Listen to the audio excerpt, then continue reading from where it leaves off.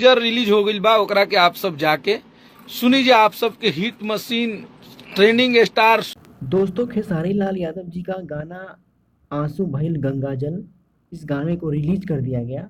और इस गाने के बारे में अखिलेश कश्यप जी ने, जो कि खेसारी लाल के राइटर हैं अखिलेश कश्यप, उन्होंने क्या कहा और क्या प्रक्रिया थी इस गाने के बारे में, चलिए आपको बताते भी हैं और दिखाते हैं वीडियो में। लोग के बड़ी मजा आई, निश्चित ही बा कि आप सबके बहुत मजा आवे वाला बा। और बरसात के मौसम बा, आनंद लेवे के बा। और दोस्तों, अखिलेश कश्यप जी ये बता रहे हैं गाना बहुत अच्छा है और बरसात का मौसम है और बहुत ही बढ़िया बोल बम सॉन्ग है। और ऐसे ऐसे सॉन्ग को देखना चाहिए, अपना प्यार देना चाहिए, क्योंकि बोल बम सॉन्ग है। बोल बम सॉन्ग को प्यार आशीर्वाद अपना जरूर देना चाहिए। दोस्तों, अगर आप खेसारी लाल यादव जी का फैन है तो इस वीडियो को लाइक और सब्सक्राइब जरूर कर दीजिएगा, ताकि हम एक से बढ़ के एक वीडियो आपके लिए लेके आते रहें।